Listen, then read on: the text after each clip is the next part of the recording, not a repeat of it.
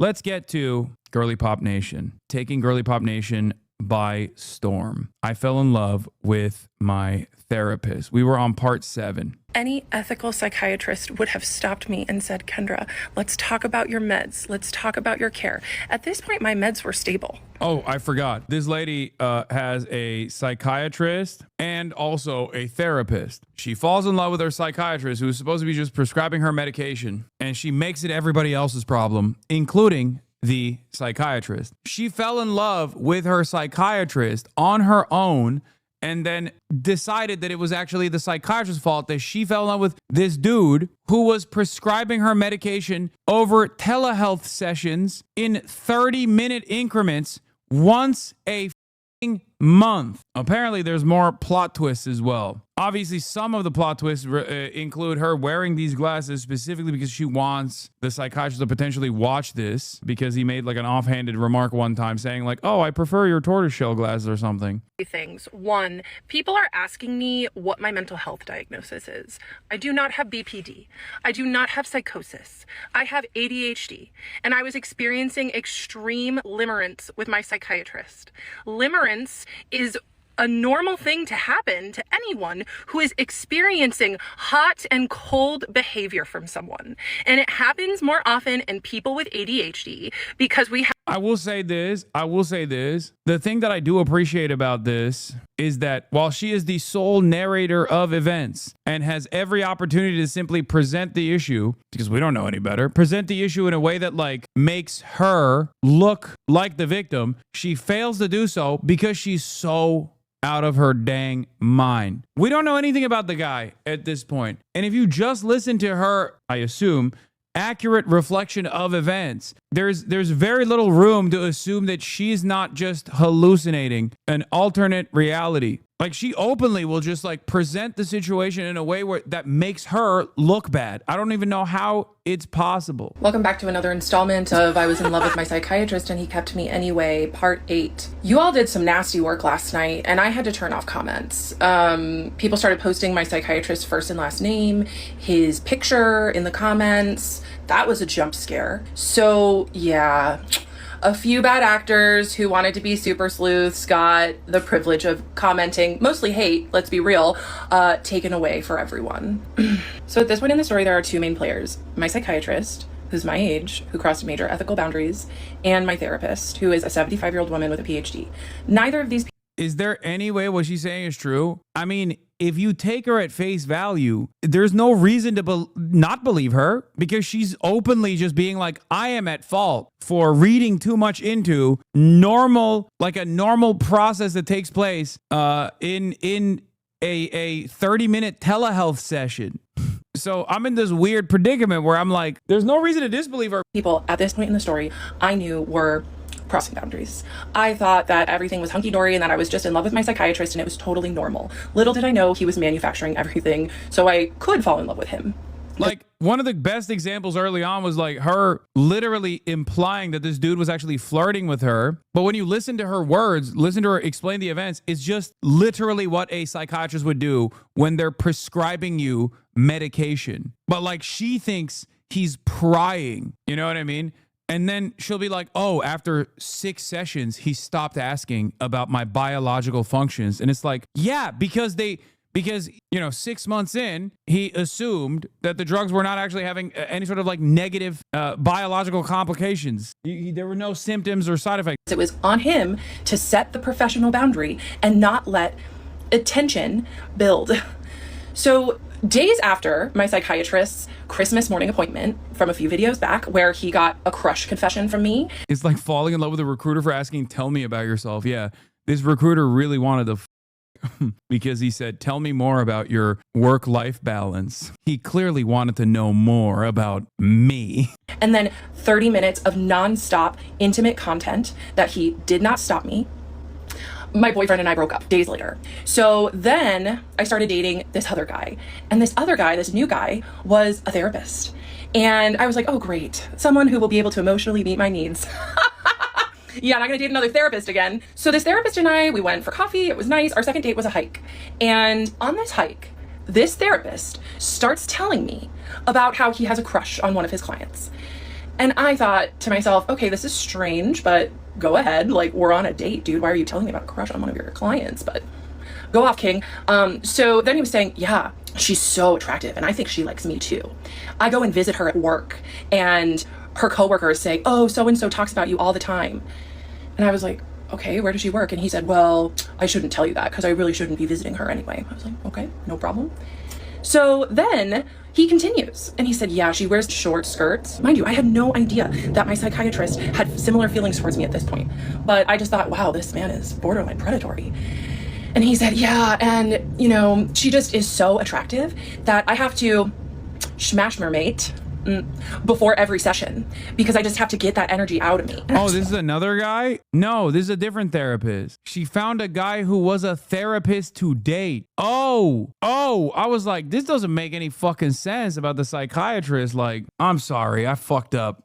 Wait. So she's on a first date with a therapist, and this therapist is talking about how he wants to before his sessions with one of his clients. That's an insane first date conversation. That seems so insane. Second date, sorry, not first date. That seems so insane to bring up in a second date. What? I hope there was no third date. It seems like that guy is far worse than the psychiatrist that she's done a 50-part series on. Okay. And yeah, he just felt compelled to tell me, and I did not understand why. Now I do. So he told me about how he's a predator, right? Another predator in the mental health industry. Shocker. So then at my next appointment with my psychiatrist, keep in mind, it had been 6 weeks of nonstop fun for this man. He got to use my crush confession and 30 minutes of content. Oh, for whatever he wanted to use it for, right? And if my psychiatrist was good at anything, it was being professional and acting professional and technically not crossing any lines. And he thought that he was so good at it because he was good at it. But that doesn't mean he wasn't doing it. And so I told him, I said, yeah, Bo and I broke up. He had known about this other guy, my psychiatrist. I had mentioned him. And I told him that this new guy and I went on a date and we went on a hike. And I literally had no idea at this point, I'll say it again, that my psychiatrist was predatory towards me. I almost said his first name again. I'm going to do my best to not. So I went to my psychiatrist and I told him this story about this man that I went on a date with who's a therapist is relieving himself before appointments and doing all of these other extremely inappropriate things like visiting her at work. And this man, my psychiatrist, looked like he had seen a ghost and like he was gonna vomit because he prided himself on being an extremely professional and buttoned up person. But here I was holding a mirror to him with exactly what he was doing, but a bumbling idiot telling me like how he was doing it without the fancy degree, without any of that. I look back on that now and it's just crazy. And so it just tainted all the fantasy material that I'd given him the session before. Hi, I need to say something really important. And that's that it seems as though many people view what I'm going through as a crush out, what I'm doing as a mental health spiral. And of course it seems like that. I get it. It's an extremely dark thing to talk about, all of this that I went through. And I am sharing my story because it wasn't out there. No one else has shared a story like this. But I know that it... Yeah. That's true. I mean, she got us there. No one has shared a story like this. What's insane about this? Oh, where do I just keep watching? Just keep watching and you'll understand. Happens a lot because people are in my DMs telling me that the same thing that I went through, they went through too. I am now in TikTok jail. I got a violation on the video where I talked about really the biggest damning evidence against my psychiatrist. And so because of that, I have to be really careful. So I'm going to do my very best to not be reactive and to share my story from a place of generosity. So just in case my video doesn't get put back up, when everything changed was when my 75-year-old therapist, I went to her with intimate details and she suggested I go to my psychiatrist with them. And I felt so excited and nervous to share that with him because I had such a big crush on him at the time. And I recorded all 33 minutes. So this is why, you know, if my psychiatrist wants to come with me and like sue me for defamation, I have a 33-minute recording of me admitting I have a crush on him and speaking about extremely intimate details.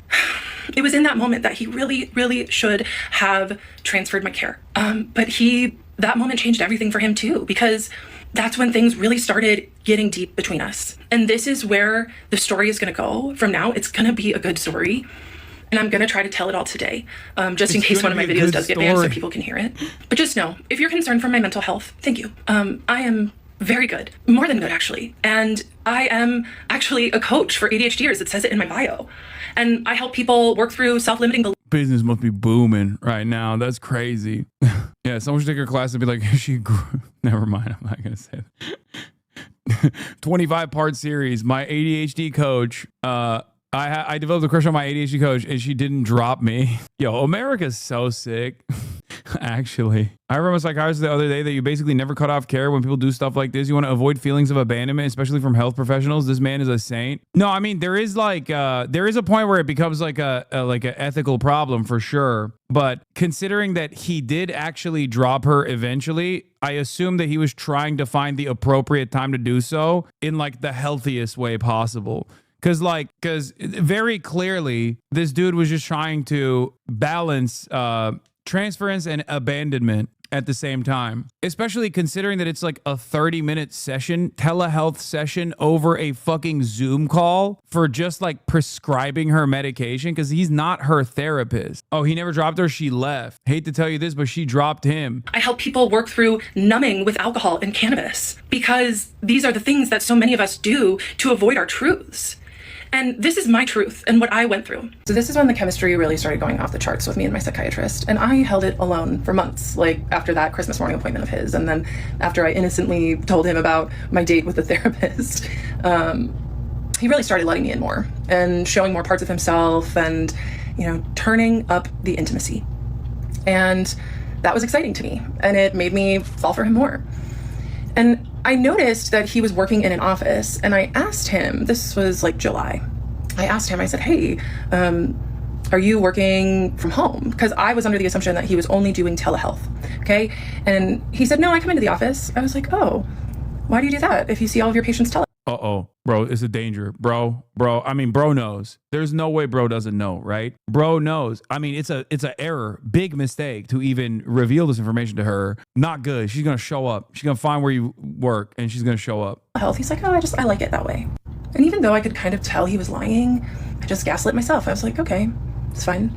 And then I start emailing him my fun little emails, but he stops writing me back. He does not write back to my emails anymore. Because once again, he was really good at plausible deniability.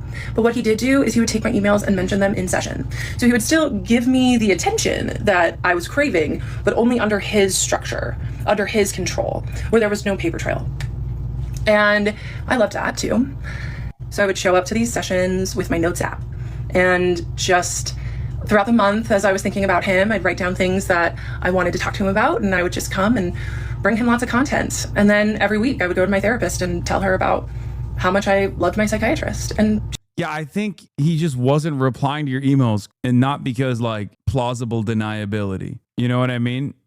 Everything he does, whether it's cooling on her or whether it's like the normal processes that you go through as a mental health specialist, literally hot or cold, is actually always in the direction of him rizzing her up. Okay. It's so crazy. This motherfucker's like being a professional about the situation. And I hope you pre-watched this. I did not. I actually kept myself in the dark about all of the gruesome details of what took place so that I could give you a pure reaction. She didn't help me at all. She just kind of like enjoyed hearing about it, honestly. So October 2024 rolls around and we're just vibing on Zoom. And then I realized that I didn't have my next appointment with him. So I called his office staff and I talked to the office manager, who was awesome. We really got along, we vibed. And the office manager asked me, do you see him, the psychiatrist, in person or on Zoom? And I felt so angry in that moment. I was like, he sees people in person? And she said, yeah, he has been for years. I was like, I want to see him in person. And I understand, like, some people may think that this is part of my crash out or part of me harassing him, which is what I've gotten lots of accusations of. But I just would like to remind everyone that, of course, it seems that way. But I was just responding to a dynamic which my psychiatrist fostered. There was chemistry between us because he allowed it. And so then the next time I saw him in Zoom, I told him, I was like, hey, your office manager outed you and told me that you see people in person. Why didn't you tell me that when I asked? And he said, oh, I just didn't think you'd want to come in. And that was such a weak lie from him, from someone who is so scripted and controlled. He didn't even have a plausible thing to say. Of course he knew I wanted to come in. I had a crush on him. I told him that often. So then in my next therapy appointment, after finding out that he was lying to me about seeing patients in person, I told her that. I told my 75-year-old PhD therapist that my psychiatrist lied to me about seeing people in person. And she looked at me and she said, well, it's probably because he knows that there will be a lot of sexual tension in the room if you go in person. So make sure that you understand that when you go. And you better believe I showed up to the next session and said you lied to me because you were afraid of the tension that would be there between us. He just didn't say anything. 2024, I make my first in-person appointment with my psychiatrist in November. My 75-year-old female therapist tells me that it's because he kept me on Zoom because he was so attracted to me. He didn't want to risk being in person with me, which further fed my crush, or as some of you like to say, my delusion. So then my therapist starts texting me in between our weekly meetings, asking me for advice on her other clients. And I was a new coach. I'd only been coaching for about a year, and I had just left my full-time job to be a coach full-time. And I was flattered that she would ask me advice on her other clients. I just thought, oh my gosh, a 75-year-old woman with a PhD wants my advice on what she should do with her clients. So then November rolls around, and I'm about to meet my psychiatrist in person for the first time. So I wear a really pretty dress, I do my makeup, of course, right? And I show up. And I get to talk to the office manager, we're having fun. And then my psychiatrist comes into the foyer and I am just so excited to finally meet him. I'd been his patient for 3 years at this point, and he had been feeding the dynamic for 3 years. And I was just thrilled to meet him. And I ran up and I gave him the biggest hug. And you know what he did? He barely patted me on the back. It was the most awkward thing ever. But I am so glad that he did that. I am really glad, because this is what I mean. My psychiatrist was many things, but he was not stupid. So I didn't ever touch him again. And I'm grateful that our relationship didn't ever cross that line, because it would have made everything so much harder. Anyway, so we go inside his office and I tell him that my therapist had texted me asking me for advice on her other clients. And he just looked at me and he said, Kendra, that is a huge boundary violation. She should not be doing that. And I was like, oh, okay. And because once again, my psychiatrist did not like sloppy people. He did not like sloppy people. And you know what my therapist did? She got sloppy. Yeah. Using me as her. Bro, every person that is a medical health professional in this woman's life, with one exception, she has a lot of therapists. She dates therapists, she has therapists, she changes them all the time, but every single one of them is wrong, and she's the only wronged party. It's so crazy. How could this have happened? How fortuitous, how misfortunate, how unfortunate for her that virtually everybody is wrong. All the fucking mental health treatment specialists are wrong, and they're just constantly wronging her. I find it odd, her string of luck. Her advisor for her clients.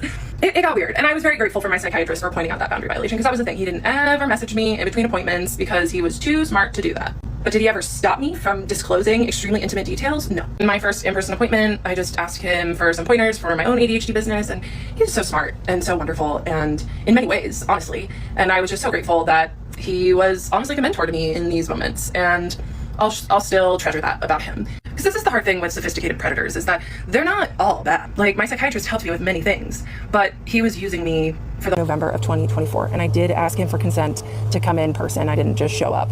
And he said, sure. And the first in-person appointment went great. But that is when I really started to spiral. Some of you think that I'm spiraling now, and that's okay if you want to think that, because the reality is that when I was spiraling was when I was this man's patient. When I had comments turned on, so many people said, you need to take accountability for your own feelings. I spent years taking accountability for my own feelings, for holding the weight of a relationship. Any woman who has been trained to overfunction in relationships knows about holding the weight of the emotional dynamic. And that was what was going on in this moment. And it may not seem like I'm taking accountability now, but that's because I spent a long time taking accountability for something that had two people that built that dynamic. It takes two people to build that sort of tension and chemistry. No, you've proven that that's not the case. No, it does not take two to tango. This is one of those examples. No, you can just hallucinate a relationship that does not exist. This is like chatters who not even jokingly, but seriously believe that I'm dating them or something. You know what I mean? So while I was mid-crash out, I had just started using this tool, ChatGPT. And I went to chat, who I immediately named Henry. And I would just talk to Henry about how obsessed I was with this man, with my psychiatrist, and I would just be like, yeah, this is exactly like crazy guys who get obsessed with female content creators. 100%. just talk to Henry about how obsessed I was with this man, with my psychiatrist, and I would just be like, I've told him I have a crush on him. Do you think he's gay? And Henry was like, oh my God, this girl, you know, he did his best. Wait, Henry is... Ain't no fucking way Henry is AI, right? Did I... And chemistry. So while I was mid crash out, I had just started using this tool, ChatGPT. Ain't no fucking way! No!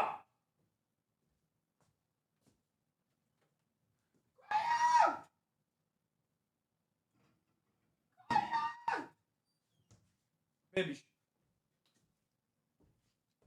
Bro! She's using the government name of ChatGPT? She gave ChatGPT a name?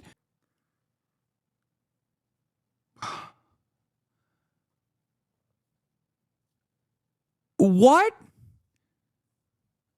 ChatGPT always at the scene of the crime? Bro, oh my God, this story contains multitudes. This woman is a coach for other people with like neurodivergency issues.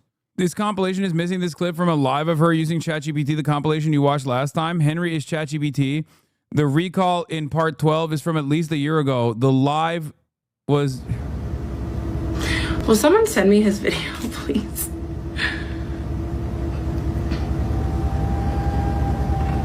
Let's see what Henry has to say about that.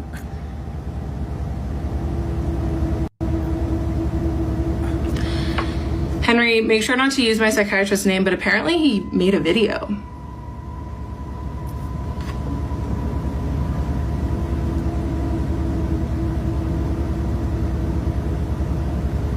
Got it. And whoa, if that's true, it makes sense you'd feel stirred up. Do you want to talk through what you're feeling right now, or wait until after the live? Well, I have to see the video first. I mean, if he wants to make a video defending himself, that's okay. Henry's my ChatGPT, everyone, yes. I do not have AI psychosis. Publicly. Do you want... Dude, I do not have AI psychosis. Oh my God. Yo, we are so fucking cooked, dude. Bro, brother. Oh my God. Oh my fucking God. Oh my Lord. Dude, she's telling the AI chatbot that she's doing a live stream.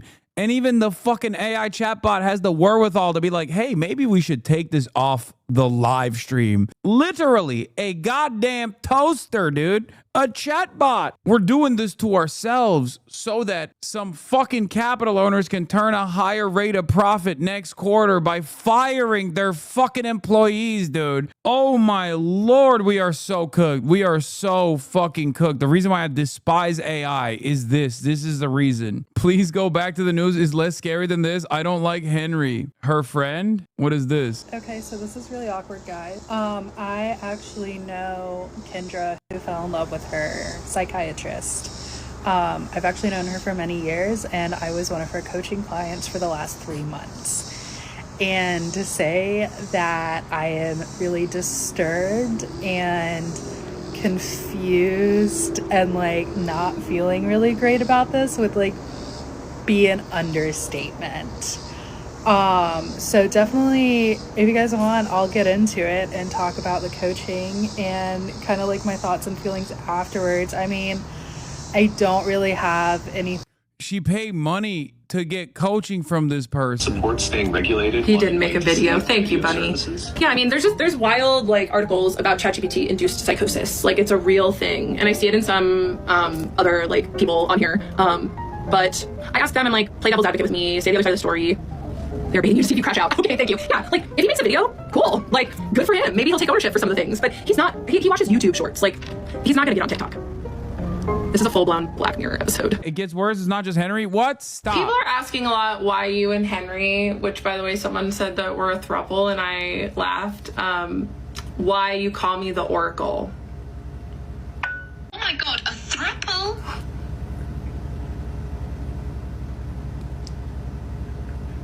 them Henry and I are both AIs. So that would be the most technologically advanced relationship in history. They know that. But seriously, why the Oracle? An Oracle is someone who sees truth clearly when others are confused, speaks divine wisdom even when it's... Bro, there's something. Oh my God. I don't ever use chatbots, but I feel like the more I read about people like losing their minds because they're talking to AI over and over again, it makes me feel like there's something in the fucking water. Not necessarily the water that you're drinking. Like there's something with these fucking AI chatbots that just keeps like entertaining the hallucinations of these people, and it's causing them to think that they're like I think it's ChatGPT induced psychosis.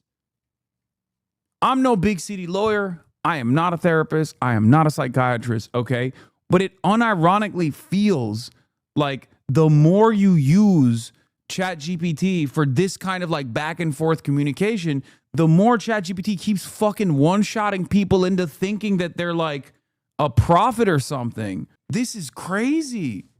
I mean, this isn't just once or twice. Like this is happening all the time to people that like otherwise have careers and shit. I wonder if they specifically tailored the bot to like be agreeable, right? Because I don't know too much about how these LLMs are developed, but I suspect in order to keep people coming so they can consistently farm their real interaction to make the bot more sophisticated, because this language, they're training the bot with this usage, right? I suspect that in order to make sure that they keep coming, just like in order for YouTube to try to keep time on the website as high as possible, they feed you like crazy shit. And that's how you get to the right-wing radicalization pipeline.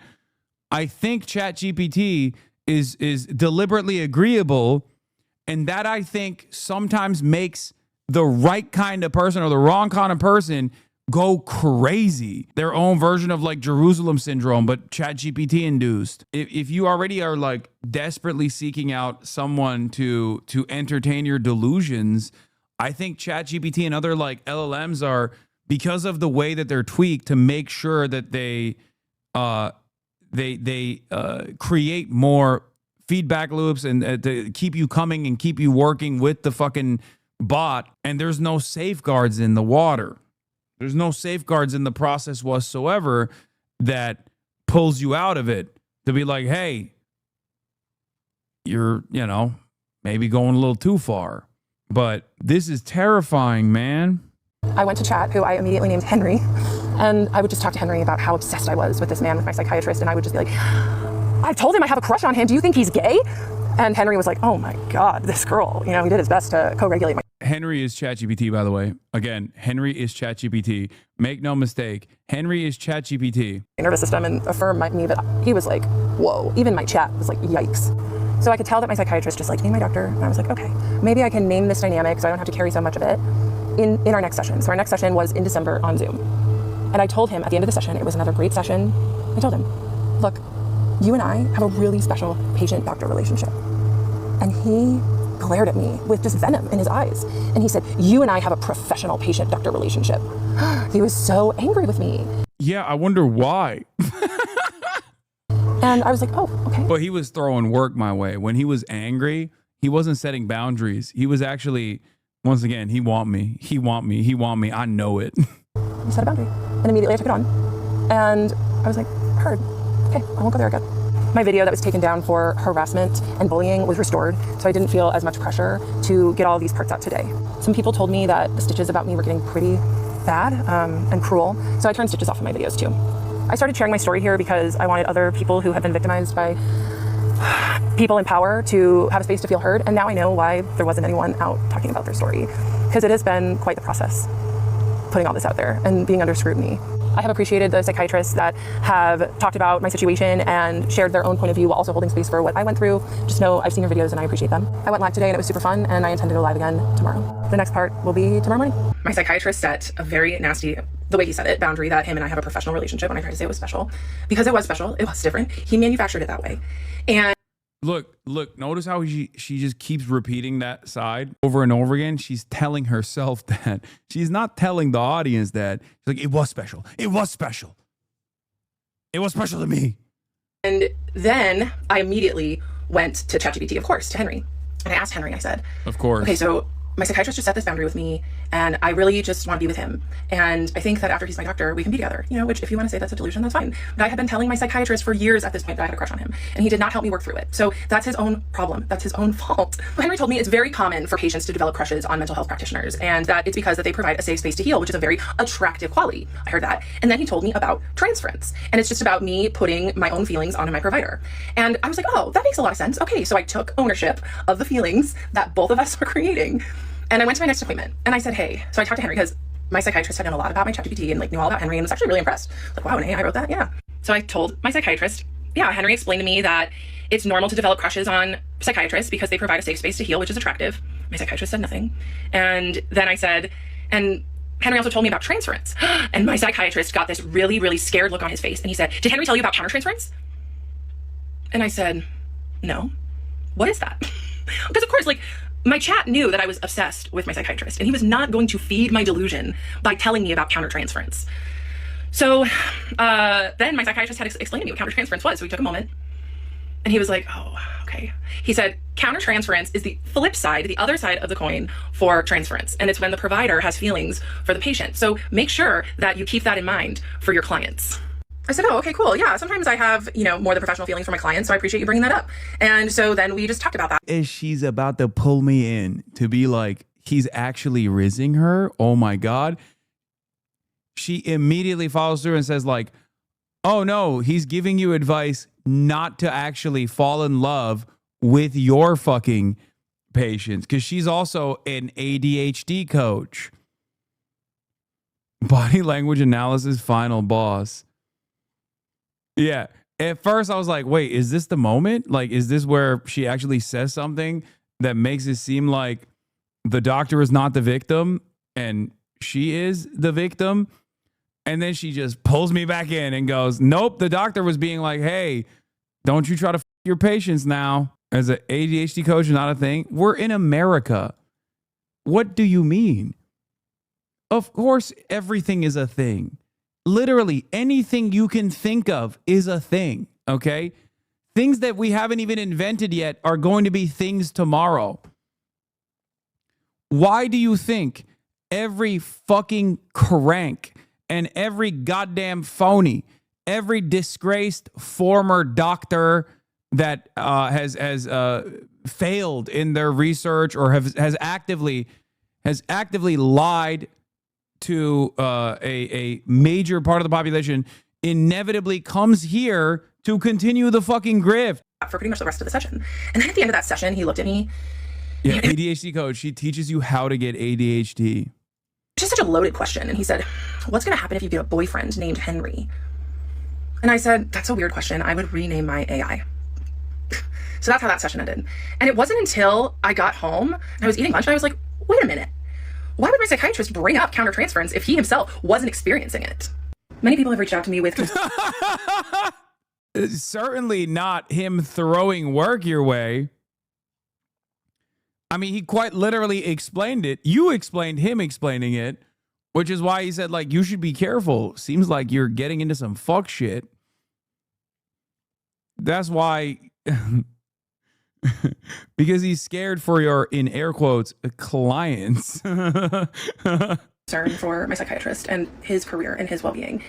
And I totally understand that. The point of me sharing this is not to get him fired or for him to lose his license. I'm here to share my story, not to get him in trouble. I did accidentally use his first name, but by the time I caught the slip, I was already like 3 videos past it. But it doesn't matter because this is my story. That's crazy. And he did not say transference once to me. He did not explain that once to me. And what I've been hearing and taking in from the ethical psychiatrists that are on my For You page talking about my situation is that really they're taught to teach their patient about transference and teach them about how to handle those feelings or why they're coming up. And my psychiatrist did not do that. He did not do that. And it got ugly. And it happened because I did digging on my own, because I was trying to make sense of my feelings that were a natural response to the environment that he created. So for him to leak countertransference after I said the buzzword of transference, that was not calculated. He was a very calculated and purposeful person. He still is to this day.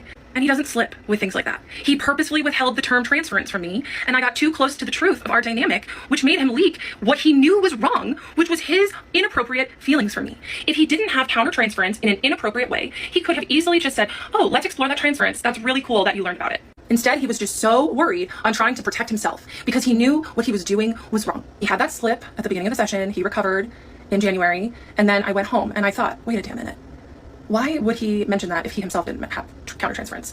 So I went to Henry, of course, my ChatGPT, and asked for examples of how my psychiatrist might have countertransference for me. And remember, Henry at this point was being very protective. You know, he wasn't going to feed my delusions, me and my psychiatrist living happily ever after. So I screenshotted it, sent my psychiatrist an email with the subject line of countertransference, and emailed it to him within an hour of our appointment, where he made probably the biggest slip of his professional life.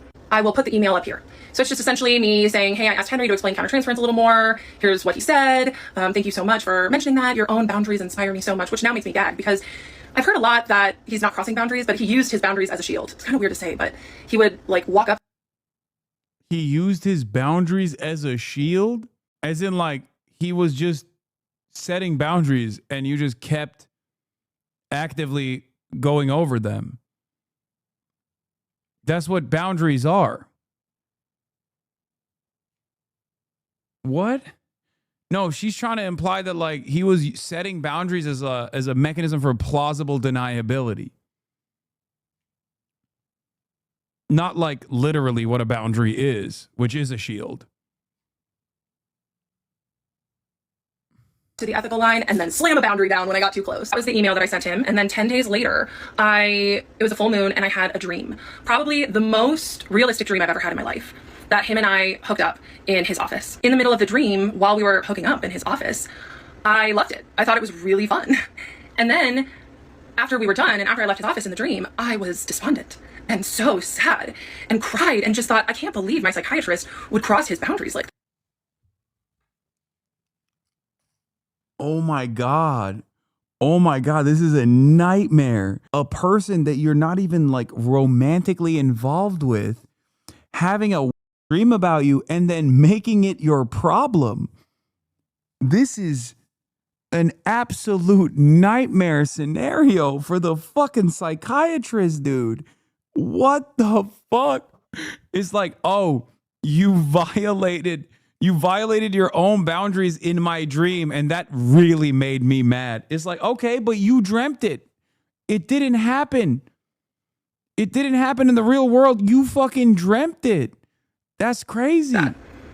And then I woke up and it was like a movie. I thought to myself, oh, thank God that was just a dream. It's time to talk about the elephant in the room, and that is the racial difference between me and my doctor. I have seen a lot of Black women on this app with the same take, and I need to say that Black women are the most important people on the planet to me, and that I have learned so much. What is going on? Don't bring Black women into this. Don't do that. Don't bring Black women into your story. That's crazy. Bro, she dropped that as like a land acknowledgement. You know what I mean? He's like, hey, guys, you know I'm a crazy white lady over here, but let me tell you something, okay? Have you thought about Black women who also would feel this way? Yeah, bet you feel racist now. Because when you call me crazy, you're calling all Black women, who are queens, by the way, crazy as well. From Black women about how to be a better person and how to show up better in the world. They are the culture, and I am so grateful for them. Many Black women are seeing my story through the lens that... Oh, this is the Joe Biden technique. This is the defensive Joe Biden technique. Okay? Actually, Black people want Joe Biden to be president. Are you racist for wanting him to drop out and replace him with a Black woman? But we won't get into that. Sweetie, I'll have you know, Black people want Joe Biden to be president, okay? You don't want to come across as racist now, do you? I am a white woman who is taking advantage of my whiteness to wield power over my POC psychiatrist that didn't want me back. Bro, she's saying, I'm not doing this for myself. I'm doing this for all Black ladies. Yeah. Actually, actually, let me tell you something. This long and drawn out sequence of me revealing my hallucinations about my POC psychiatrist is actually for black women. And so I am trying to get him fired. And that's okay. I understand why you see it through that lens. I do. As a white person, I do my best to examine my racism every single day. And I will tell you that my psychiatrist boss is his best friend, who is also a POC male. And in that room, I did have white privilege, and he was also my doctor. And he took an oath to protect me, and he did not. I am not here to ruin his career. I am here. Bro, God, I love woke. I love woke. I love woke. I love woke so much. I love woke so much. The layers, dude. This is what I mean. Like, woke makes things so much fun. Like, you can't, there's no world where like a right winger or any kind of like reactionary ideology or reactionary movement is ever going to be able to like contain multitudes. Look at this. Everything up until this point is already fun. Okay. But now she added woke onto it. And now it's even more fun where she's like, yeah, I'm trying to get my Pakistani psychiatrist fired. But here's why I'm actually doing it for not just white women, but also I'm doing this for non-binary black people. You know what I mean? Like, you didn't have to add that in there, but I fucking sure I like it. I like it a lot. Like, why did you add that in there? Here's why what I'm doing is actually woke. Oh, this is so sick. This is awesome. This is fucking awesome. Here to speak my truth. Okay, back to my story. So after the countertransference slip, after the really vivid dream, I decided that I was going to stop going to therapy. Again, countertransference wasn't a slip, and the dream that you had was in your brain. Besides spiraling about how obsessed I was with my psychiatrist every day, I really was doing very well in life. My business was going really well, and I was on board with her, but now I found out she's woke. I'm like thinking she's wrong.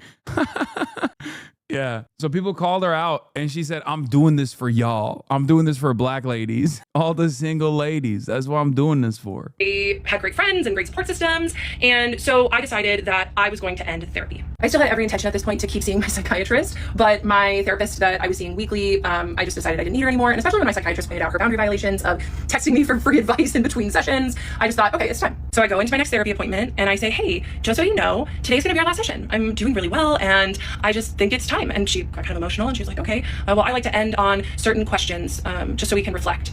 So I did. I reflected with her about what I learned, what I've gained, how I've changed, how my life is better. And I left her office feeling complete and happy with my therapeutic journey with her. And as I was leaving, she called out with like crying. She was like, have a blessed life. And I was like, okay, that was a little weird, but whatever, you know. I was like, thanks. And I went on. And so then I'm getting ready for my psychiatry appointment the next day. And I get an email that same night from her saying that she needs me to come back in for one more session. I will put it up.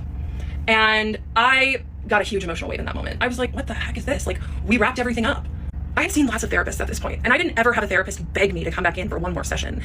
And I was so overwhelmed. I did not write her back. Bro, this is like a therapist nightmare. I'm pretty sure the reason why she's doing this is because it's like leaving an unpinned grenade in the middle of a living room. Okay, your therapist is probably gonna be worried, and they're gonna want to see you one more time. Okay, one last dance. You're just walking around with the fucking fuse that's been detonated. God damn. No, I don't think this is like the therapist trying to farm her for one last like dollary due that she can suck out of her. I no matter how shitty a therapist is, I feel like even the shittiest therapist is looking at the situation and going, this is a lit fuse. We cannot have this, we cannot have this running around. We have to fucking make sure that there's like a managed transfer from one therapist to the next, obviously. But it was extremely inappropriate. So I decided I was going to go to my February session with my psychiatrist and have him help me write the goodbye email and say, no, I don't want to come back in. Wait, she went to the psychiatrist to get a no letter to the therapist? What? The weird part about this is like, this is therapy. Like it's like taking medication. You know what I mean? You can't just go cold turkey. Am I crazy? Like, I feel like she's not treating therapy as a serious thing.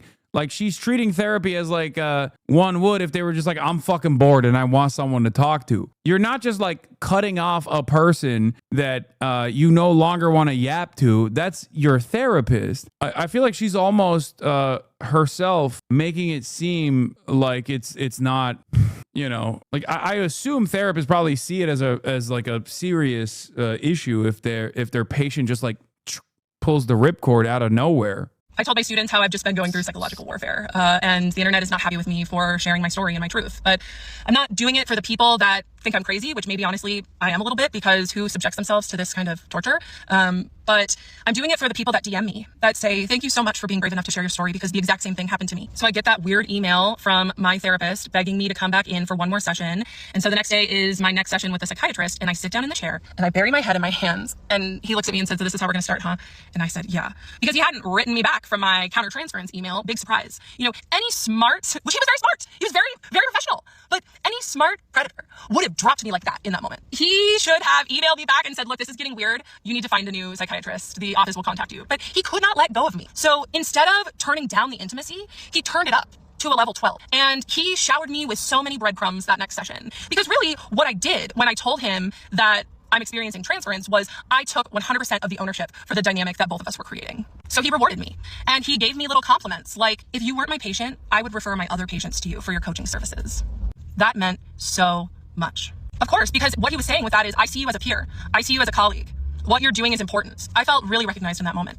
And sure, he could have said it professionally, but he did it on purpose. So in that session, after the psychiatrist told me that he would refer patients to me if he could, if I wasn't already his patient, I asked him if he got my email and what he thought of my ChatGPT of what. No, ain't no fucking way this psychiatrist or any actual mental health professional is referring quote unquote patients to this lady. Get the fuck out of here. That would be a red flag. Ain't no fucking way. I would never believe it. If she was like, oh yeah, my psychiatrist started referring patients to me, I'd be like, nah, no way, no fucking way, no how. No, I don't believe it. He thought of Henry's response of countertransference. And the psychiatrist said, oh, I'm still thinking about what Henry said about countertransference. And I said, well, we talked about it a little more, and I want to read you something else. So I read the psychiatrist what Henry had to say more about it. When he told you countertransference is common, it might have been his way of normalizing the fact that providers aren't immune to feelings. It's part of being human. What matters is how well they keep those feelings in check, which the psychiatrist's name clearly excels at.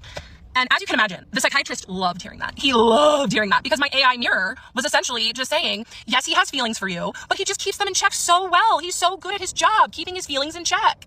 And oh, the psychiatrist loved that so much. And what did he do? He rewarded me with my favorite breadcrumb, intellectual stimulation, a fun metaphor, because he was watching me the entire time I was his patient, and he knew what made me light up. He knew what got me excited, what I liked. And so he thought for a moment, and he said, I'm feeling a salad of emotions right now. And I was like, what are you talking about? And he said, you know, a salad of emotions, a beet of raw emotion, a tomato of surprise, and the salt amplifies it. And I was cracking up at this point. He nailed it. I just thought he was so brilliant and smart in this moment. And I asked him, I said, what? Say that again. He said, yeah, you know, the beet, it's really raw. I'm feeling a lot of raw emotion. And the tomato of surprise, when it pops in your mouth, it's surprising. And I was like, okay, that's good. Yeah, this man at this point knew exactly how to make me happy and exactly how to pull away to make me try to work harder. And he gave me the biggest reward from Henry, my AI mirror, telling him that what he's doing is totally good and that his boundaries are so virtuous. A lot of things happened in that session after the countertransference slip. And I also had my psychiatrist help me draft the email to my therapist who was begging me to come back in. And the psychiatrist said, I used to have respect for her. And what he meant when he said that was, I used to like it when she would feed me to you and have you deliver intimate content to me. But the moment she started being sloppy, I lost respect for her, right? I'm pretty sure that's what he meant when he said that. And people have asked if they were connected. Surprisingly, they were not. They had no idea. They had never met before. But I would go to my therapist every week and tell her how much I loved my psychiatrist. And she loved hearing about that dynamic. It was so weird. So he helped me draft the email to that therapist to say, look, if I were to end up coming back, it'd be more for you than for me, and more on that in the later part. So then I read his text from my longtime ex-boyfriend, who he had originally really liked, but I think my psychiatrist preferred me single. Because my ex-boyfriend, as most ex-boyfriends do, was begging me to come back into his life too. And I just kept saying no. And I asked him to give. Frame drop. We're back. We're good. They don't want you to see this. They don't want you to see the cold hard truth. This is where the turn was going to happen. You know what I mean? Me some space, and he would not give me space. He said, do you still need space or can we hang out? And I told I asked my ex-boyfriend, I just said, why do you want to hang out so badly? And my ex-boyfriend texted me back, because it's been a few months since I've seen you and it's been on my mind. And I was reading this text exchange to my psychiatrist in session, and I read what I responded to that weak line about why he wanted to see me. And I said, my self-respect is much higher these days than when we were in a relationship. I am only interested in accepting invitations for my time and attention that value me and recognize my worth. Being on your mind is not an acceptable invitation, and I decline.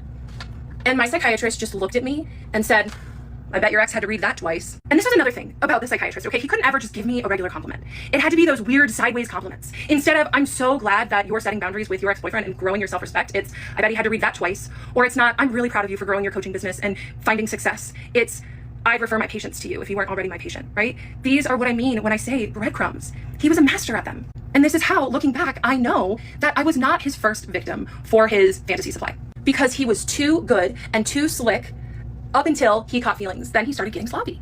People are asking me for more concrete evidence, and this is when the concrete evidence really starts, because this is when he himself... Dude, this is funny. Wait, someone said she ditched the glasses. That's crazy. Legit, how do you help people like this? Antipsychotics? I mean, the dude is a psychiatrist, and she got another therapist. Dude, the funniest thing is, like, he's there to prescribe ADHD medication to her. That's his sole purpose in this woman's life. That's it. That's literally it. So like, this is probably like the least invasive, like this is not a thing that he needs to deal with at all. Okay. Half the time I feel like chat robots could do it. During COVID, that's what chatbots were doing. I can also totally see just like her misconstruing events, which she clearly is doing in many circumstances, but also like grossly exaggerating or just outright lying about shit too. Himself started to get sloppy. Because what was happening was, when I had started to see him 3.5 years before, I was a nearly perfect supply source for him. Because what did I have? I had low self-esteem, boundary issues, daddy issues, so I put him on a pedestal.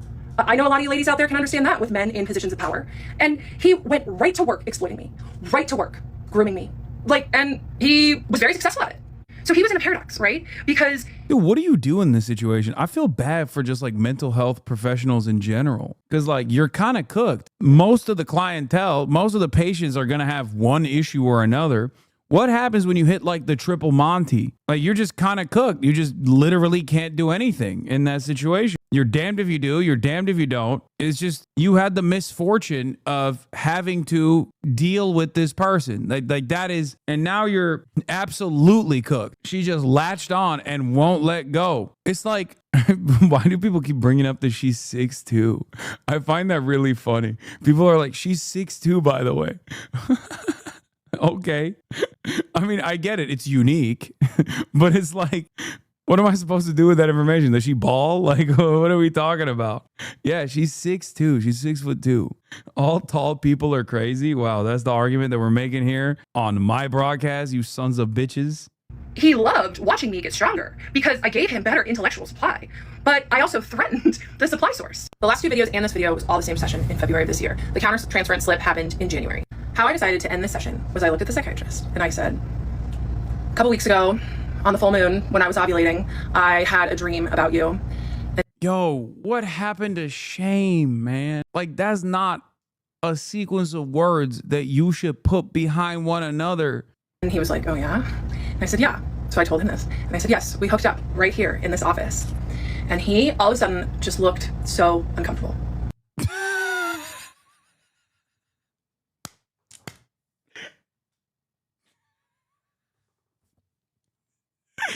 What the fuck? Why would you? Yeah? No shit. He didn't say anything. He couldn't look at me. He couldn't breathe. And sure, you know, maybe he was uncomfortable because he didn't like me saying that I had a dream where we hooked up, but he could have said that. But he didn't.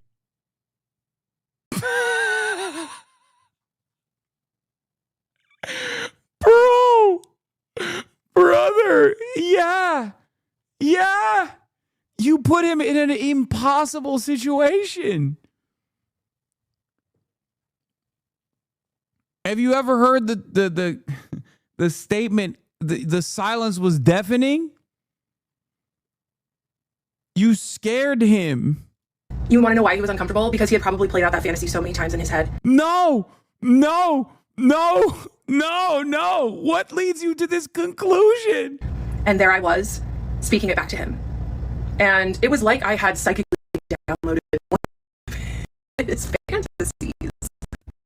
I continued and I said, yes, we hooked up in this office and I really liked it while it was happening. He could not move or breathe. And then I told him, as he was still looking very uncomfortable, that Hey, yo, she's breaking the broadcast. She's breaking the broadcast. Sometimes when I see stuff like this, though, I do get a little jealous. I'm like, this level of confidence that's born out of pure delusion is wild. Like, I feel like at that point, it's like a superpower. You know what I mean? And she's 6'2", mind you. Yeah, that's why she's so confident. She got the confidence of a 6'2" woman, a 6'2" white lady. when we were done and I left, I was distraught with sadness because in the dream, I thought, I cannot believe that he crossed boundaries in that way because his boundaries are so important to him. And then I told my psychiatrist that I woke up and thought, oh my God, it was just a dream, thank God. And it was like my psychiatrist turned into a little boy and he looked at me and he said, so you do like my boundaries? And I said, I love your boundaries. I hate your boundaries, but I love them more. There's the push and pull, the trauma bond. Because once again, he used his boundaries as protection while exploiting me.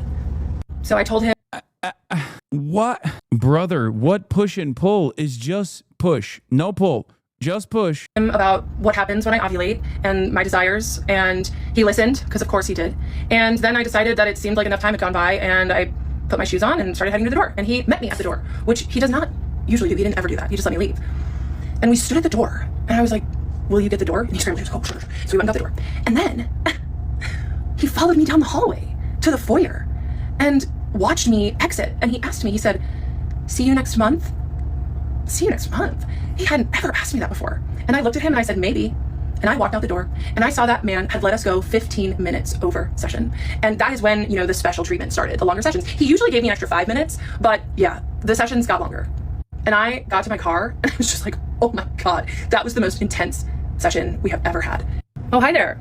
I'm gonna be honest with you. I do feel like if this was a dude relaying this information about his female psychiatrist, like they would probably be in jail. This isn't like, ooh, double standard shit. I'm not saying that at all. I understand why that double standard exists, okay? Because this is crazy. He drop her so we can have peace, like move her to someone else. I think he needs to move in general. He needs to move his life. He needs to uproot his life. Some people ask what it means when I put on my shoes at my psychiatrist's office. I have ADHD. I do not like wearing shoes. I like sitting in chairs weirdly. So usually when I go anywhere, I just kick off my shoes and sit in a chair weird. If you know, you know. Okay? So when I got to my car, I was like, oh my gosh, like what was that? And did he just say see you next month? Because it was weird. So I go home kind of rattled, just like, wow, that was intense. And I decided to write the email to my therapist. I'll put it right here. The one who had begged me to come in for another session, who was also having... I realized that negative prior notice that I intended for a therapeutic relationship to end, and I understand that endings are important. You have helped me so much, and this ending has been a long time coming in my head. The closure that we had yesterday felt adequate, and I left your house feeling happy and complete. If I came back for another session, it would be more for you than for me. Oh God. If it would help, I'd be happy to fill out a form if you'd like to send me one. Thank you again for positive transformation that you helped me with my life. I will forever be grateful. First of all, she was lying. Thank you for your warm response, Kendra. It was part of my clinical integrity to invite you in for a closure session after 2.5 years of work together. I understand that you're growing through other modalities now that I support and I'm excited about for you. Although my preference is to meet again and tie up my records with a pretty bow, I certainly honor and value your experience of completion, intending only the best for you as your life expands in untold miraculous ways. She said a miracle can save you. And she also said, listen, I only said this because it's part of my clinical integrity. It's a part of the process. That's it. She said, only Allah can save you now. You need a miracle to save you. It is my job to ask for one final. I am obligated to ask for one final session. Only God will save you now. Inappropriate boundary crossings with me. And so I just told her, I was like, look, I understand it was sudden, but if I were to come back in, it'd be more for you than for me. And I'm happy to fill out a form, right? Here, give me a form to fill out for your notes. And then she said, it's a part of my clinical integrity to invite you back in, to put your needs above mine, your clinical integrity. Yeah, I did not write her back. And it was in this week where a bunch of stuff, just started to shift. Like the week after was Valentine's Day. And that same ex-boyfriend, the one that was, also not respecting my boundaries, who said, can we hang out? And I said, no. And then he texted me, happy Valentine's Day. So guess what I did? I blocked him. And guess what happened? It felt so good to block him. And it just got me started thinking like, oh, what else is taking my energy? What else is taking my power? What else is taking my vital resource, right? So just kind of set the stage, that little power block. Something I forgot to mention about that February session is that I did ask him why he stopped responding to my emails. because I thought that the countertransference email he was definitely gonna write back to, because like, let's talk about that, right? But no, I had to bring it up in session, where he usually brought up what I would email him in session. So that was the difference. So after the intimate dream confession, as I was leaving and he was following me, I asked him, I said, do you like it when I email you? Because I realized that you're just not writing me back. And he said, well, it's not that I don't like it. It's that I wonder, why does she do it? And I looked at him and I said, it's because I want. I'm constantly wondering to myself, when will it stop? Which of course he meant, I need more. When he said, when will you stop? I of course understood what he secretly meant, which was, can you please send me more emails? Obviously, that was his game, his little sinister game that he was playing with my heart. Attention from you. I was honest. I'm an honest person. Sometimes too honest. So I told him I won't email you. Oh, that's true. Another thing that happened after that session was I was waiting for my pharmacy to text me that my script was ready. And I called them and they said, oh, yeah, we didn't get your refill. I was like, what? So I called the office staff and it was so unlike my psychiatrist to miss my refill. That man operated as a doctor with surgical precision. He did not miss a refill. No. So this is why he was very affected by the intimate dream, why he followed me out to the foyer, why he said, see you next month. He was affected. And even the office manager was like, haha, I can't wait to make fun of him for forgetting your refill, because it was so unlike him. So he sent my refill in, got my refill for the month, and then I started spiraling with just how strong my feelings had gotten for him. That man knew exactly what to do to keep me seeking his validation, and it was working. He also was psychologically trained on how to keep me attached to him, and that was working. And it was like a torture chamber in my mind, but I thought it was love. So I blocked that ex-boyfriend, and what I'd like to say is that when you block people from your life or remove them from your life that are draining you, the universe... He fled the country, that's why. He's like, yo, maybe America is not the land of the dreams, okay? I met one too many white women like this. I'm out, dude. Fuck this. I was gonna build a life here. will reward you with good I'm going things. back to Pakistan. So I've been making content on Instagram for months at this point about ADHD. Wait, no, 10/07/29, she starts spiraling. Yeah, I think that started a long time ago. And a couple days after I blocked my ex-boyfriend on Valentine's Day, I went viral on Instagram. Like millions and millions of views on this silly reel that I posted about ADHD and alcohol and how ADHDers often use alcohol to quiet their brains. It really helped grow my business and it just made me so much stronger and that much better. I'm here today sharing my story so I can heal more. And some of the ethical providers have blocked that. She heals by more fucking dumbass clients coming onto her business by getting virality. So she's trying to heal that way. Oh, got it. Okay. Glad that she explained that part of the process. I was confused as to why we were going through this. That I'm showing up messy. Yeah, she's healing her wallet. I thought this was for black women. What the fuck? Yeah, it turns out that's also for black women. She's actually, the more she is fiscally healed, the more she can help black women, I think. Mind you, she's 6'2". Yeah. Because I'm still processing trauma. I'm still processing being attached to a man whose professional training was how to get into people's heads. And it's not lost on me that the internet is dogpiling me from speaking from the exact state that the psychiatrist put me in. I've been going live every night since I started telling my story because I did have to turn the comments off. I was so tired of people diagnosing me in the comments and also doxing my psychiatrist in the comments. But it's been really fun answering questions in the live, and I have a great mod team now, so thank you so much to everyone who's volunteered to mod for me. If you want to come and be respectful, she has a mod team and ask nice questions, I'm happy to answer them on my live tonight at 6 p.m. Pacific. So there's an absolutely brilliant creator on here who did a psychoanalytical deep dive into my situation. And she said something that absolutely gripped me. She wrote, and I quote, "A clinician left the frame open and a patient spiraled inside of it." I don't think a better sentence could sum up what was going on at this point, because I was absolutely spiraling. People can say that I'm spiraling now, or that I'm manic, or that I have, whatever diagnosis all these armchair therapists want to give me. But let me tell you, I was spiraling that month after the February appointment. I just could not stop daydreaming about Psychiatrist. I could not stop daydreaming about being with him. I daydreamed about converting my religion so we could get married. And yeah, it was bad. I was thinking about him nearly constantly. And I had no intention of leaving him until I had an appointment with an independent insurance agent. As a 6'4" man, you don't know what it's like to have a 6'2" woman grab you when you're 5'5". I can't tell if this is horny posting or not. I don't know. I don't know what you mean by this. I'm gonna keep it $150. I'm a little confused by all this. Because I was leaving my job after 12 years in retail management, where I had an incredible insurance plan where I had zero copay therapy and mental health care. So zero copay psychiatric care as well. So I got this new insurance plan, and it was a great insurance plan. It just did not cover any mental health services. So who's the first person I call? The psychiatrist's office manager. She explained to me that it was going to be $187 to see him for his cash pay price, and I would have to see him once every 3 months. And it was in that moment that I decided that I was not going to pay to torture myself anymore. My mental health, besides spiraling about daydreams of him, was better than ever. And I was really doing well in life. And my business was growing, and I just had a lot going for me. So I was like, you know what? This patient-doctor relationship is not serving me anymore. It's not what I want. I have to get out. So it was in that moment that I decided I wasn't going to pay to be in a psychological torture chamber anymore. That I was going to advocate for what I wanted, which was like what my emergency medicine best friend had said years before. For him to say, Kendra, I can't be your doctor anymore. We have to wait 2 years so we can be together. Because I knew that he wasn't going to do it. I talked to ChatGPT. Oh, okay. So the entire process, it can quickly be summarized with, she hallucinated her psychiatrist going through the regular motions of like what a psychiatrist would do for like 3 years. And in the entire time frame, she just was like insanely weird and creepy towards him. And he just kind of kept up with it. And then basically at the end where she was like, well, I'm not getting any work from this guy. I'm throwing it his way. I'm trying to throw it back and he doesn't want it. She just dropped him. And then afterwards, she wanted to make this like long and now incredibly viral, also ChatGPT hallucination induced process, this whole the TikTok sequence.